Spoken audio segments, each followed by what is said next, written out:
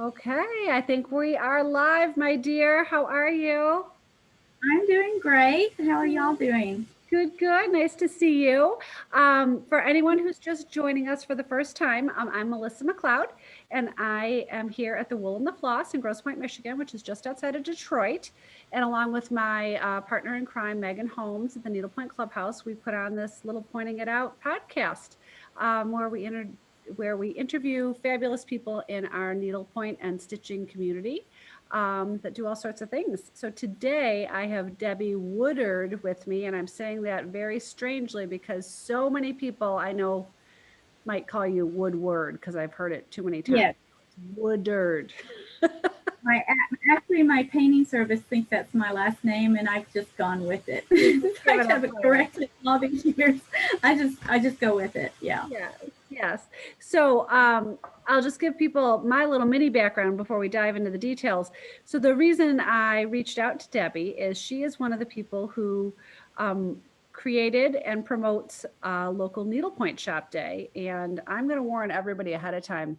My shop is half knitting and half needlepoint. So I might slip in an LYS phrase instead of an LNS phrase because I do think maybe the LNS kind of was born a little bit from the local yarn shop day thing, but we'll get into that. It was in a way, and Yeah. we'll get into that in a minute. Uh-huh. But I know that you are an artist, a designer, a distributor, all of your fabulous painted pony things. And then you are also one of the organizers of Destination Dallas, which is a huge part of our industry, our market that we all love, that we were very sad to miss this year, but at least we had our virtual trade show, which was better than nothing.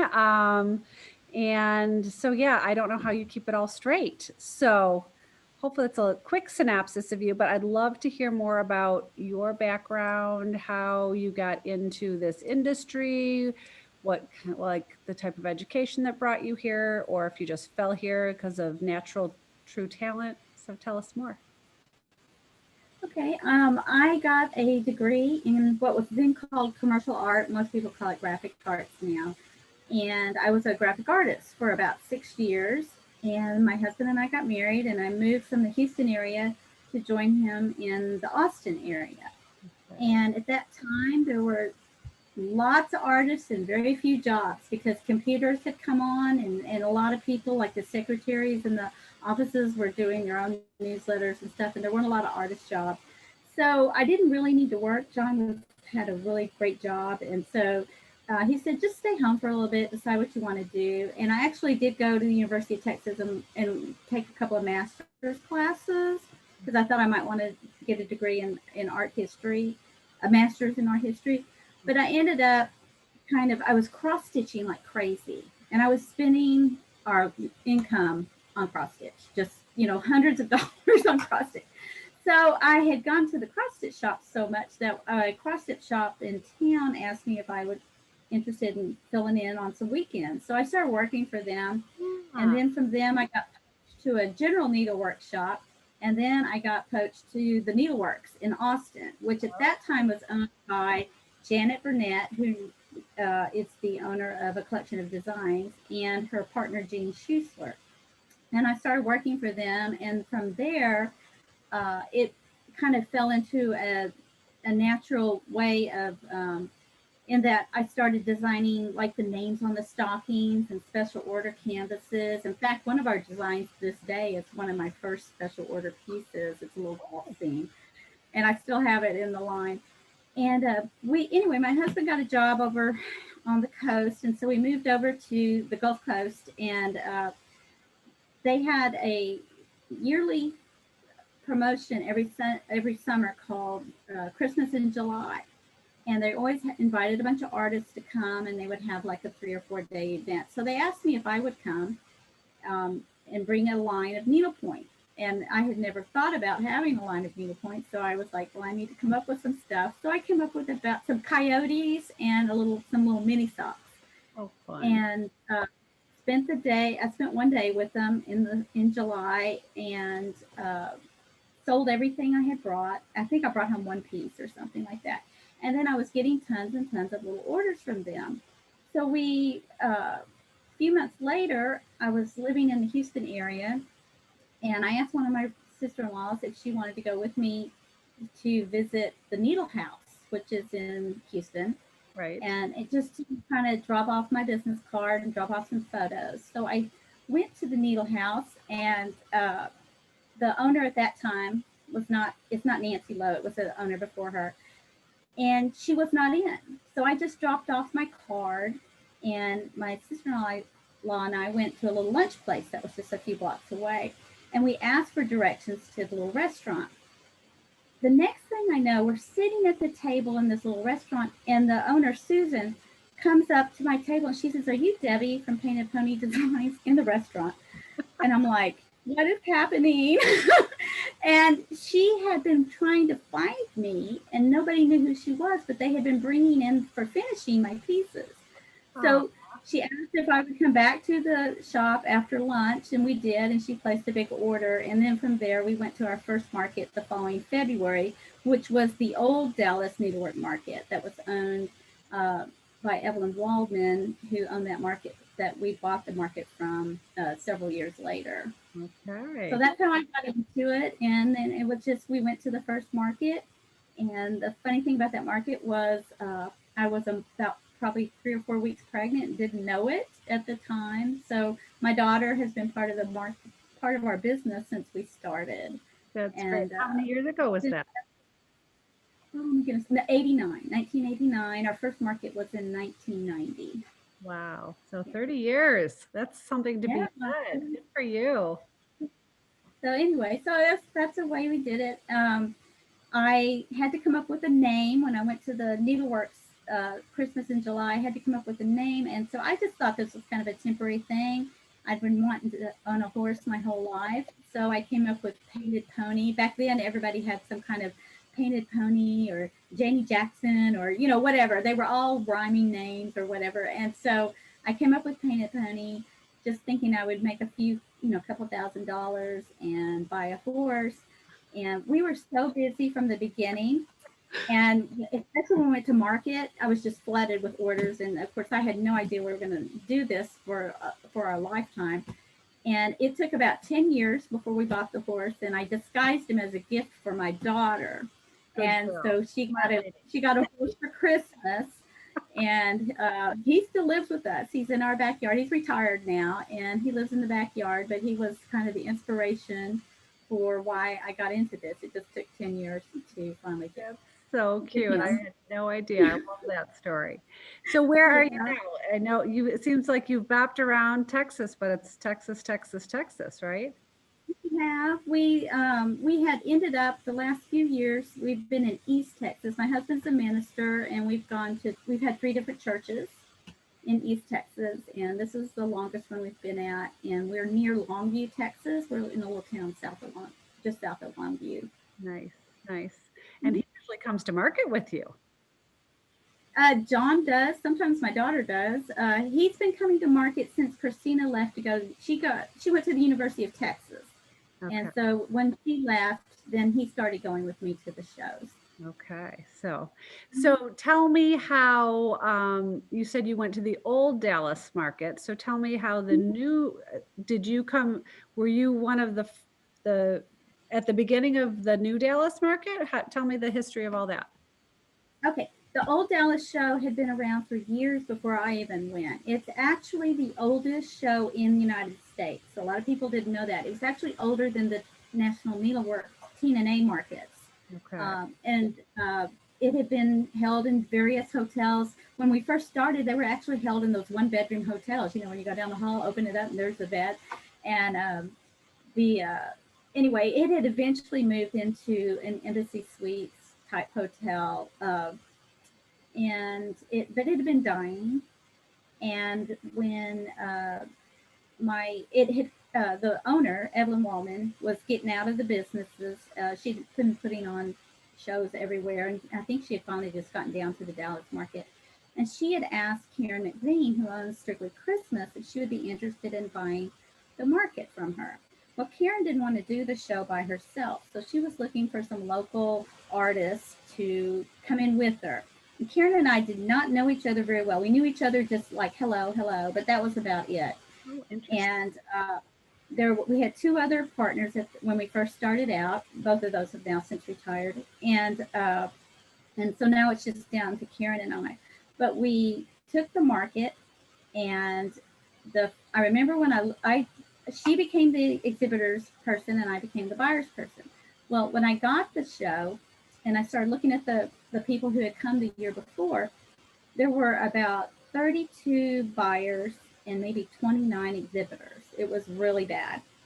Oh, And I started going through to see who these 32 people were. I am serious. 10 people had no business walking around a trade show. They were not qualified in any way to be at a wholesale trade show. right. So we ended up with like 22 legitimate buyers and maybe 29 exhibitors. So Well, and Karen likes this is what some people might not realize, that when you, and correct me if I'm wrong, because I'm coming at this from like my background, but as someone who's running a wholesale market, it's kind of the people who's running its job to make sure that people are true wholesalers, because things are being sold without taxes and all the things that the right. government needs. And so there is a proper due diligence that as the organizers of this venue, that you need to make sure that people are legitimately reselling the merchandise that they buy, correct? Exactly. And that's really the key to keeping your show successful and ongoing year after year. If you get a reputation to where a lot of shops, especially like in the local area, like if you're in Texas and be the Texas area, they'll be like, well, I just saw my customer walking around the floor. Well, that's what you don't want to happen. Now, sometimes those customers are coming with another shop legitimately, but you Right. spend half your day running around trying to find out who this customer is and why Yeah. she's walking around the floor. Right. And it almost, while she's walking around the floors, it's almost always legitimate, but it's upsetting for the Right. shop owner to see Right. someone that she considers to be her customer there at a show. But that is very important to vet and to make sure that the people who are coming are are shop owners and business owners who have a reason to be there buying the pieces at half, at half price basically. And if you started to let the public slip in, even though we love our public and we love our consumers, Yes. but if you let them into the wholesale shows, you'll end up killing the show because the Well, shop owners will quit. and again, it's a legitimate legal thing. Like Yes, I and have to every realize, as a business owner, when I buy from a new vendor that doesn't know me, they want to see my resale license or know my resale license number, because you're, as a wholesaler, you've made a commitment to the government. I'm selling these things without taxes because I'm not selling to the end user. So that's not just exactly. us being like, no, we don't want people. That's a legitimate legal reason and rules that need to be followed. It is, and the government is very interested in making sure that you're not selling things tax free. Which, if you were to sell to a consumer at the show, there's taxes on there, and if you don't pay your taxes that are owed there, you can get in trouble, and markets can actually get shut down. That's not ever happened that I know of in the needlework industry, but it has happened in other craft type industries Sure, I'm sure. where the government has actually found out that there's been no taxes paid on consumer purchases and have come in and shut the whole show down, like in the middle of a show. I We just didn't want would people be to think we were being exclusionary because we're bratty. no, We're no, primary but because we're it rule is followers. what yes. But also you have to remember every industry, this is how every industry works. It's not that we're trying to keep anybody out. Every industry has trade shows Right. and wholesale venues for its shop, whether you're selling purses or whether you're selling a computer or telephones or whatever you're selling. This is the way industry is done in America, Correct. and or probably all over the world. And it's we're not doing anything exclusive. We're Right. just following typical business protocol. Yeah. Exactly. Exactly. So you stepped in. Sorry, we went down a little bit of a rabbit hole there, but Okay. you stepped in with Karen and two other partners with these very minimal, almost nobody attending and no one exhibiting. So how did you build it up to what it is now? Because that is certainly not the numbers we see now. Yes, Karen likes to say that we didn't start from the ground up. We started in a deep hole and dug our and climbed our way out of that hole because it was bad.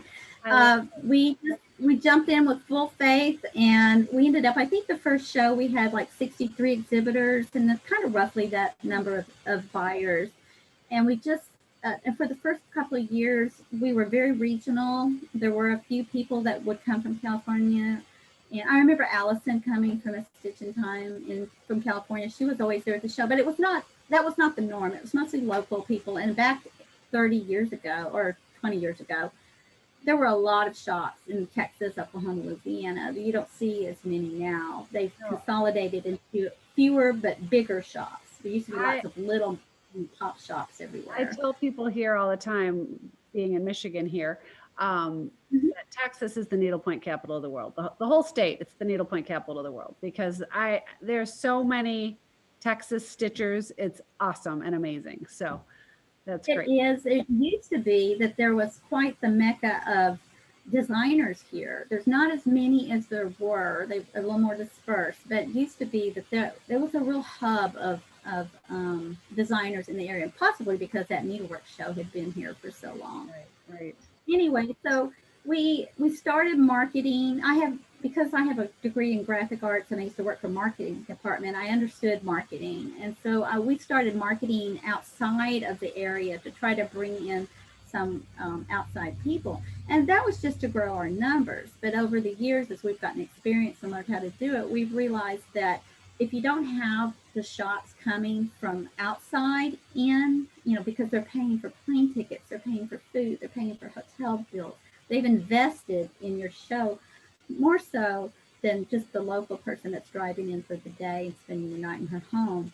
Right. Uh, that's when your market will really take off because it's suddenly the shops like yourself coming down all the way to Texas. You've got to justify that expense that Right. it costs you to travel and stay at a show.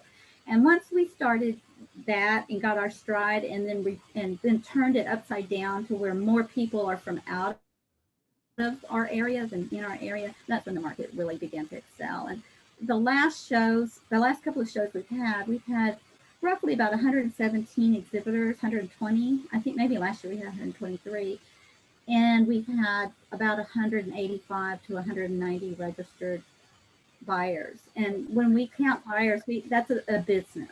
We don't count all the entourage that comes with it. We only count the business. That's And yeah, and so as long as you can keep your business coming, your shops coming a way higher number than your exhibitors, then you're always going to have a good show. well, and I have not been in this industry the number of years that you have. I come from a Mhm. financial background, so back to the tax thing.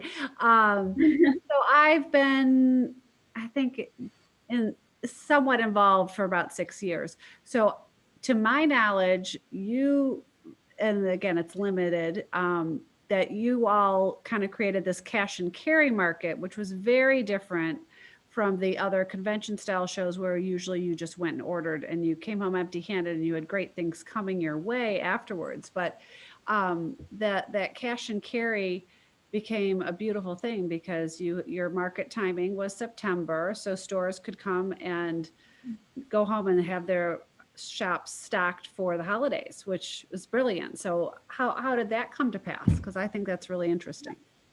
When we first started out, because the market that we had bought was always in the spring and usually kind of in a spring break time frame, so a February, March, April time frame, and we were there for years.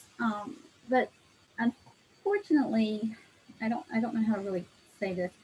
Uh, it was not real appreciated by our larger organization Right. that we had carried on this market. And a lot of people think we started this market, but actually we bought this old show and just Evolved revitalized it. it. Right. And our market got more and more popular, and more people were coming, and more shops were depending on that show. And our national organization ended up pushing their summer show into our time frame. I think our last market had been in May, and they pushed it into their market into May, and we had no choice but to either call it quits or flip it into the fall. I was so scared to flip it into the fall. I'm sometimes I'd get real comfortable, and we were doing well, and I was kind of scared to do it, and I was way off the mark. The flipping it into the fall was everything we needed to set that thing on fire. It just exploded from that point. I mean, our numbers just skyrocketed after we did that. And I think it's because my thinking is, and you're a shopper, you can tell me different, but you go to the summer shows, you go to the spring shows, but there's the fall is a time to kind of fill in For what you sure. sold at the summer. And I think that's what we were seeing, is that it was sort of started off as a fill-in show to fill in your inventory to get you through to the next major show, which would have been in like January or February. Right. However, I think things have just kind of changed now, and I have used to be that I would sell mostly cash and carry and have very little orders. But nowadays, if the market has flipped, and that's because our industry has changed a lot. We've lost our national organization. We don't have as many small cash and carry markets. I used to go to 7 shows a year, and now, Really? yes, there used to be 2 majors, and then all the cash, 5 regionals, and I used to go to those. Wow, I had no But idea. everything is, yeah, everything has changed now, and I think now I get orders, and the shops. There's a lot of really good shops that really know what they're doing, and they'll space their orders out. They'll say, "I want this shipped in January. I want this shipped in Right. February." So it may be September that I'm taking the order, but I'm not shipping some of that stuff until early spring to carry them through. And so the nature of the business has changed quite a bit in the 30 years that I've been doing this. I am sure. I am sure of that. My old owner was very good about that. I would go to market with her and she would have it all timed out and she didn't even have to think about it. It was just like, like, and I go and I'm like, oh, just send it whenever. And I just make it work. But I'm a little more fly Yeah, by. and then you do that, you have $20,000 worth of stuff come in one day, and Yeah. I think that's what a lot of them were trying to avoid, was having those $20,000 invoices, coming Yeah. in. Yeah. But yeah, I really love it when a shop owner comes in and tells me, I don't want this until February, or I want you to ship 500 in November and 500 in February. It helps to plan out our own painting when we Right. do that. Right. And it's just nice to know that I'm going to be able to eat in February just as well as I did in November. Yes. I like to So eat. as this whole show developed, at some point, when was well, let's pause for a moment. We should define for people what local needlepoint shop day is, and then talk about how it came into being and how it's evolved itself, because it's been going on for a few years as well. Yes, this is actually our 3rd year. COVID is kind of, you know, Made everything changing the way we do local needlepoint shop day, but this is our 3rd year to have it. Uh, we had gone, a local needlepoint shop day is a day to celebrate needlepoint and to the tell other people that are not familiar with needlepoint about needlepoint. We're hoping that the shops will reach out and do some things in their communities to help bring in people so they can see what needlepoint is all about. Everybody thinks it's just something that your grandmother's doing, you know, in her back family room, but it's not. I mean, there's so much cool stuff out there, and people are wearing it, and it's on your walls and in your pillows, sure, but it's also in all these other neat places. I mean, I see people wearing cuff bracelets. I see people having purses and things like that. And there's just so much you can do with needlepoint now. there. And so it helps by exposing the community to what's going on and to show them that it might just be this simple basket weave piece, but it could be this unbelievable piece that somebody stitched. That anybody can find a place in it, and we're hoping that the community who doesn't know a lot about needlepoint gets interested in it. Maybe you pick up a few customers that way, and certainly uh, carry needlepoint on for a few generations. So that's kind of the thinking behind local needlepoint shop day. Right. Plus, it's a good time just for everyone to get together and kind of boost the whole industry and have that one weekend where there's just a lot of hoopla and stuff going on that one weekend. And I really think that the consumers are really excited about it. We have a Facebook page, And just this year alone, I've added like 300 people to Oh, it. nice. And I mean, I add people, I am adding 4, 5, 6 people a day almost. I've been doing that all summer long. So I keep telling all my fellow designers and the shop owners, you really need to get over on our Facebook page and look, because I think there's there's like 800 people right now on there. And most of those, there's a few shops, but most of those are consumers Well, that and are you'll on notice there. you may have seen me just make a little note. I'm like, ooh, I haven't posted what I'm doing on the Facebook page yet. So I'm going to get right Yes, back yes, after the we shops, explain. yeah, and for the shops and designers that are listening to this, and you can do it even on Saturday, but I encourage you to do it Thursday and Friday. Post on the Facebook page what you're planning to do, uh, what your hours are. You know, if you've got a virtual shop tour, go visit it at this, at this link or whatever.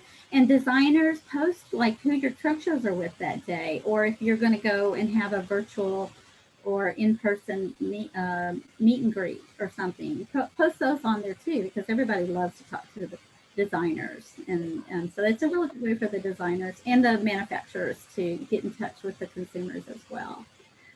Local Needlepoint Shop Day started. I had alluded a little bit earlier about our national organization. We had a show that was in Las Vegas, and it was a very controversial decision to have that show in Las Vegas. It was not at a hotel that was very conducive to what we do. And so we had a lot of mad needle pointers, shop owners, designers. It was crazy. So we were going to have this big meeting. And so we had this meeting, and they came in and they did a slide presentation. And the room was packed. And there was a slide presentation, and they were telling about what the national organization was going to do this year. And I was watching it, and one of the things they talked about was local yarn shop day. And I'm like, what is local yarn shop day? And they were putting it together, and they never talked about Needlepoint Shop Day. And I kept saying, where's Needlepoint Shop Day? Well, nobody seemed to think anything about it. And after the meeting was mostly about how unhappy everybody was at this Las Vegas location. Yes, I I recall being there. So I go home, and the next week I'm out jogging. I run in our neighborhood, and I was out jogging in the neighborhood. And I was just jogging, doing my thing, but I was thinking about how contentious that meeting had been. But in the back of my mind, I kept saying, "Local yarn shop day. Where's our day? They were all doing yarn, but they weren't doing anything but needlework."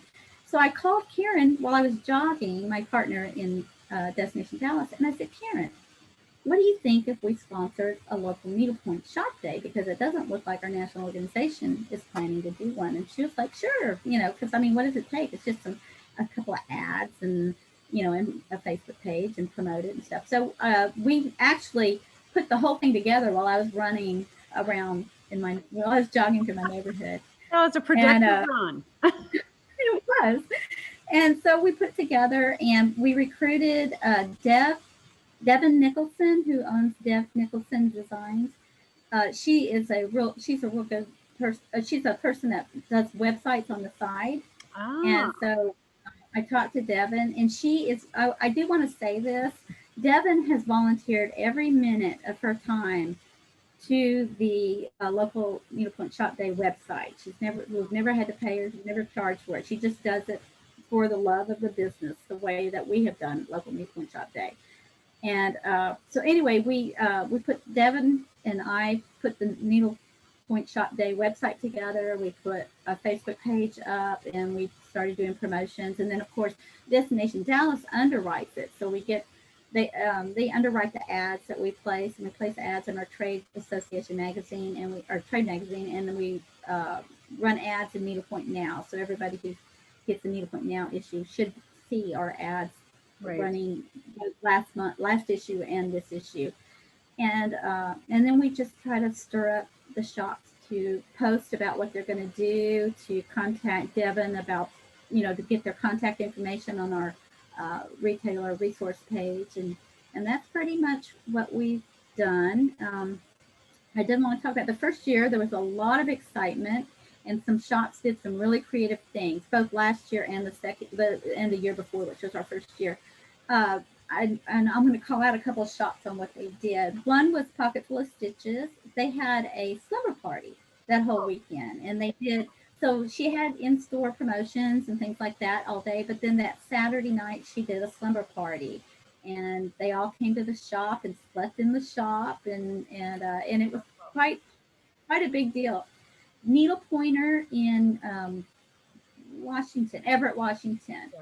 She had a 3-day event, and she brought in speakers and she did demonstrations and showed, like how to do this technique or what this was, trying to bring the public in so that they could see, um, what needlepoint was all about beyond just basket weave. Yes. Oh, another one that we did was Needlepoint This, which is in Dallas. The first year, she ran a whole bunch of demonstrations. She had some guests. I remember Patricia Stone came in and taught some kind of technique. And Victoria Whitson, who a lot of people know for her chatelaines and her needlework tools, she came in and actually taught a class on hair for the Painted Pony Angels. I'm not trying to put in a for the angels, but that's just what she did. And So her I'm hair. hold up one. I brought one over. So this is one that's in our shop. So I will say that of all your designs, this is what everyone knows you about. So you must Yes, have. the angels.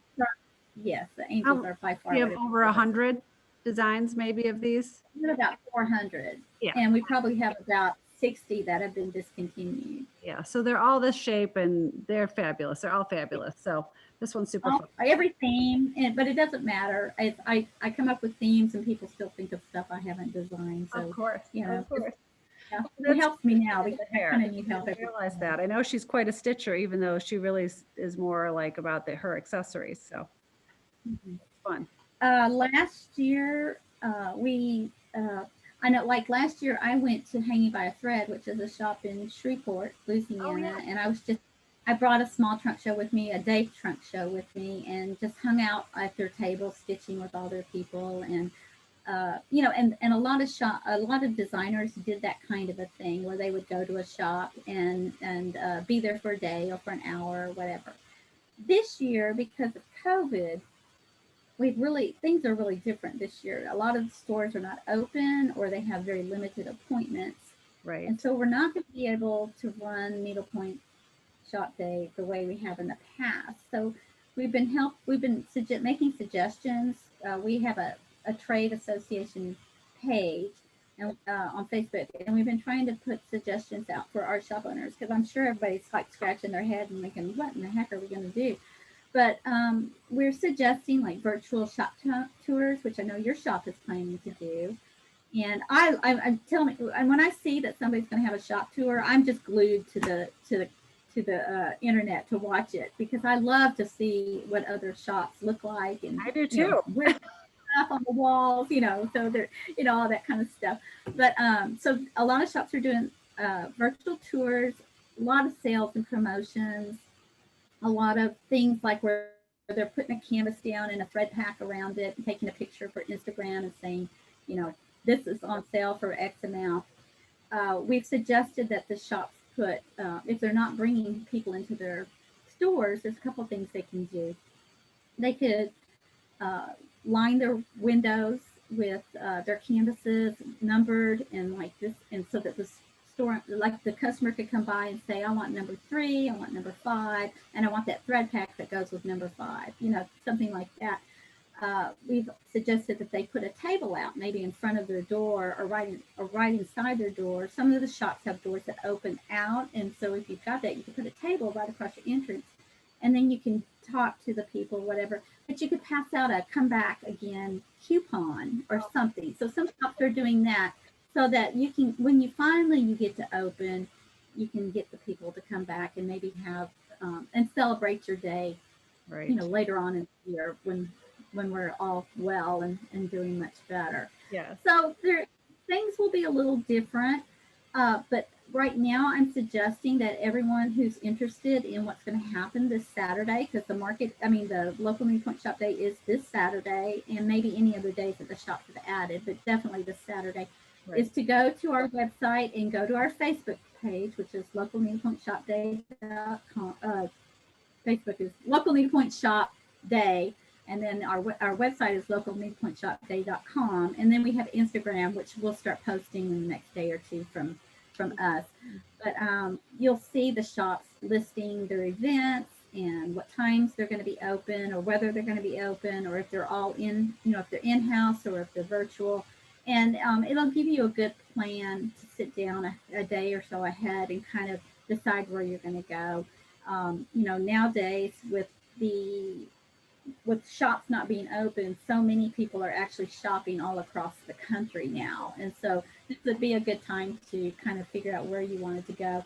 I'm encouraging the designers, like I mentioned earlier, put up there where you're going to have your trunk shows and where you're going to be making a Zoom appearance or maybe an in-person appearance. And so if they'll just go to either one of those resources, they should be able to at least see what we're planning to do to patch us through until we can get back to 2021 and have a proper local Needlepoint Shop Day like we've done in the past.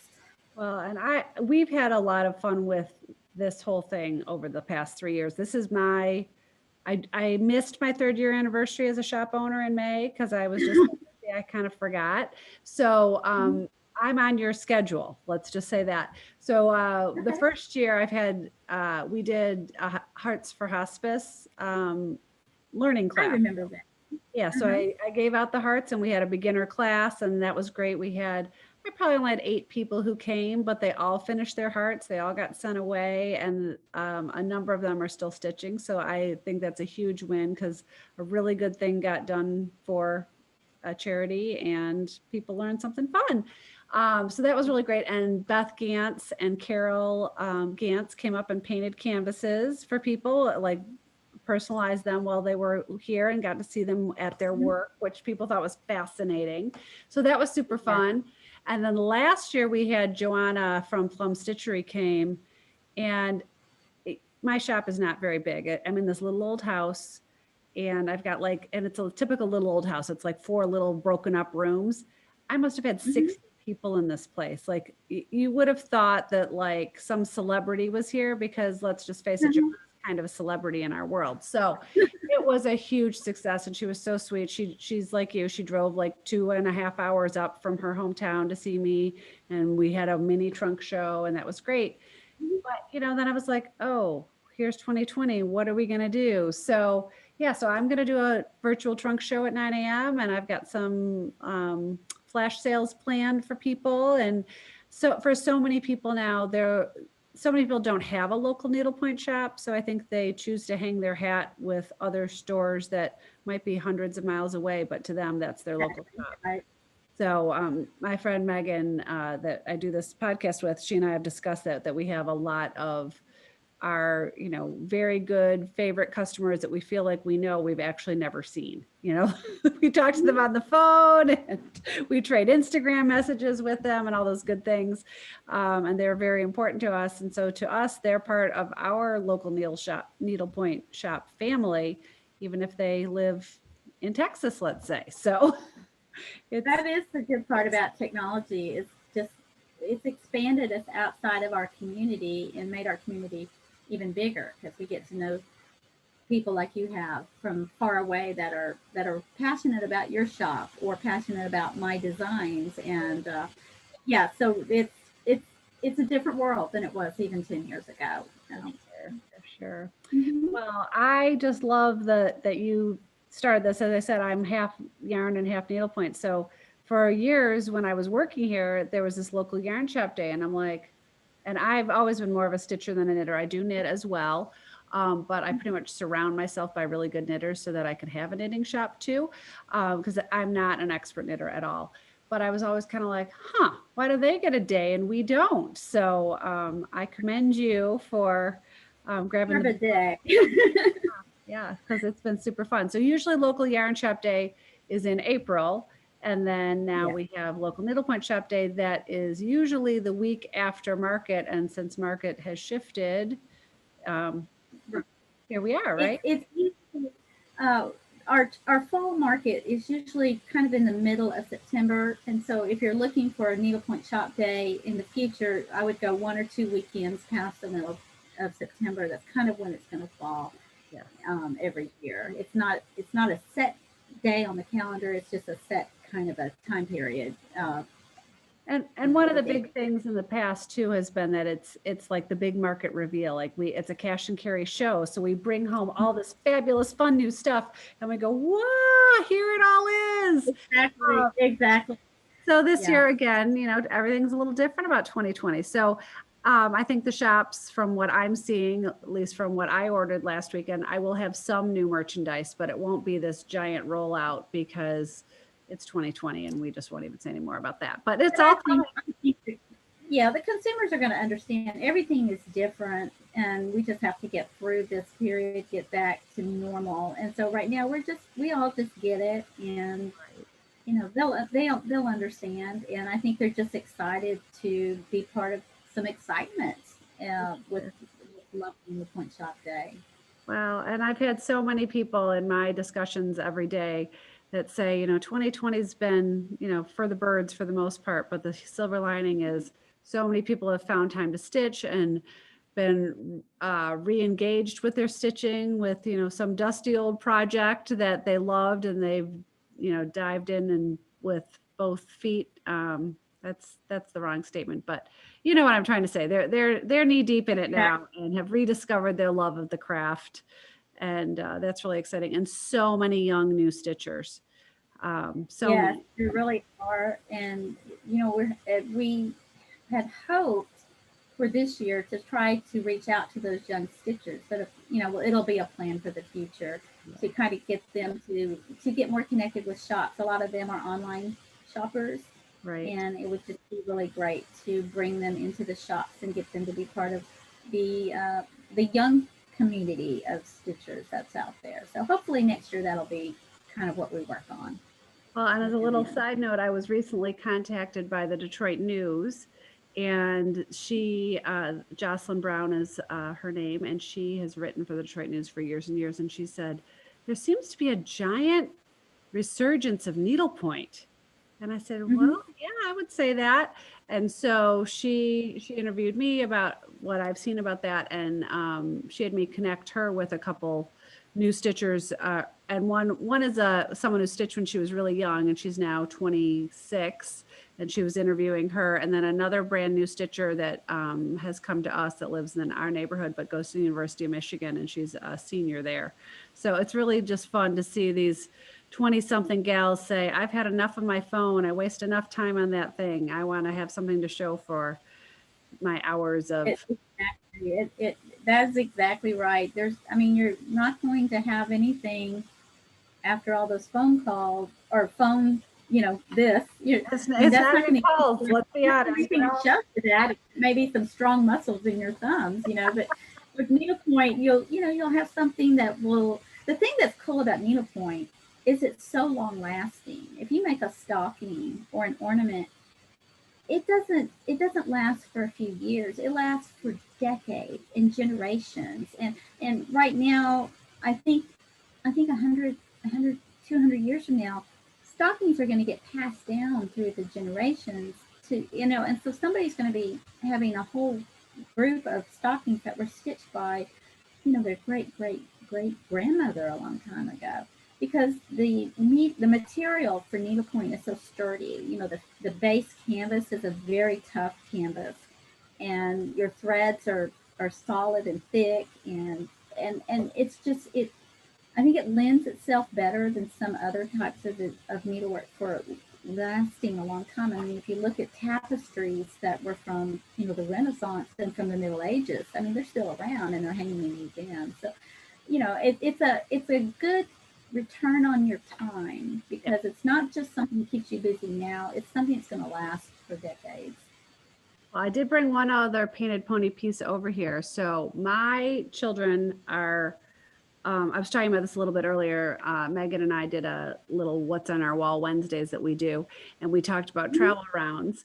And I have a travel tree for my children because I am not the parent who spoiled my kids. Like, my kids drive old beater cars and that were like ours that probably should, not even be on the roads anymore. My daughter's driving a 2009 Honda Odyssey. So, but whenever Okay. they send wanted to do something that involved travel, I was like, let me write the check. So my youngest daughter has been on a few mission trips. So I don't know if I've ever shown you this, but I ordered this from you. So this is Oh, your wonderful. true Yes. town. And every place my children have gone, it has Oh, their on the name back. and where they went and Mhm. the date. So they have a memento that of every place they've been. And like I said, I have not been to Peru, but my lucky daughter has. So Yeah. they have them all. And that's one of your beautiful designs. So thank you for that. It's really special when a mom or a grandmother or an aunt creates a collection for a child that they grow up with and have. If you think about it, if you stitch an ornament every year for your child when they get married and you hand them this, like these are all yours now, they've got 22, 24 ornaments to hang on their tree, and they're gorgeous. And we all know that a needlepoint ornament is not the same price as something you went to Walmart and bought in their holiday department. I mean, you've got a substantial piece of art there, and something truly beautiful and exquisite.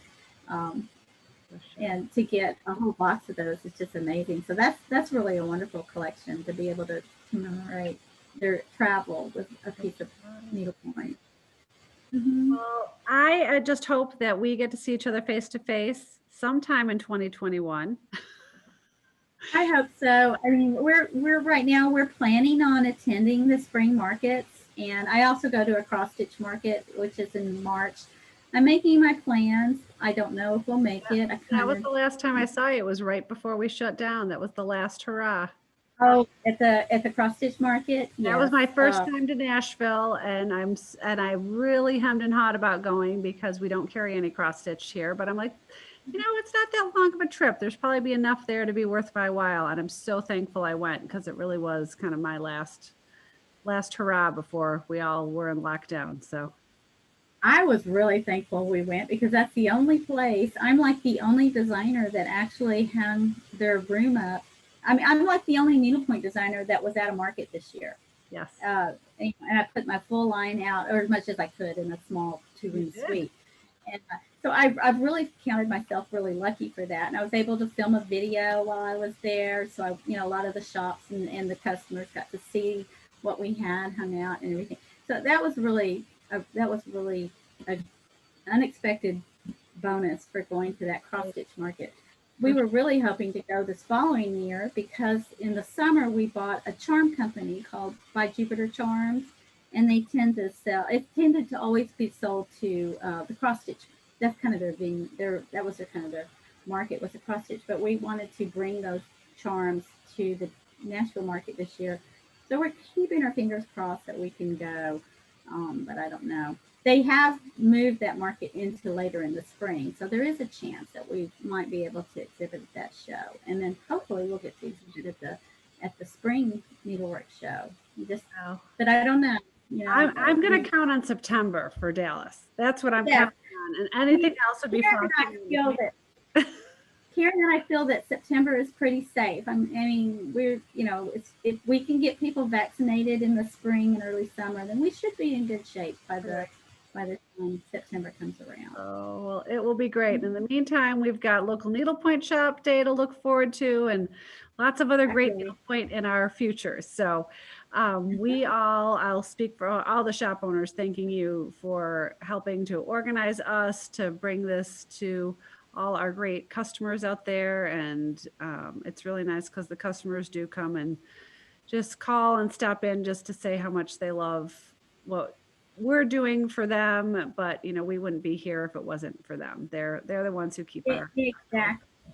And let me put one more plug in for the shops and the designers that haven't posted anything. You still have time. I mean, get your thinking caps on. You've got a couple of days to figure out what you want to do for local needlepoint shop day, and then feel free to post on our Facebook page.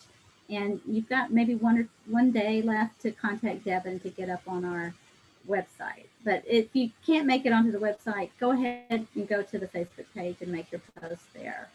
Well, and I'll state the obvious. Normally we post our podcast on Saturday night, but when I suddenly had this Mhm. epiphany yesterday that you and I needed to do this, this is on Wednesday evening, so I'm gonna make sure it gets posted either tonight or tomorrow morning, depending on how well the technology is my friend. So we'll see. Good. But yeah, I'm we're gonna repost the early heck in out our of it. I can get it everywhere. yes, yes. Well, thank you for your time and thank you again for your efforts. We so appreciate it, and I look forward to seeing you in person sometime soon. Well, thank you. My partner Karen, who is also the other half of local Needlepoint Shop Day, and I thank you quite a bit for the time that you've allowed us to Oh. promote Needlepoint Shop Day and celebrating the day. So Yeah, and if thank we have you. any new watchers here, thank you for joining us on our podcast. If you haven't subscribed to us already, please hit that subscribe button. That helps other stitchers find us. And the more people who find us, the longer we're able to keep bringing all this fun stuff your way. So thank you, everyone. And I appreciate you, Debbie, and we'll see you soon. Take care.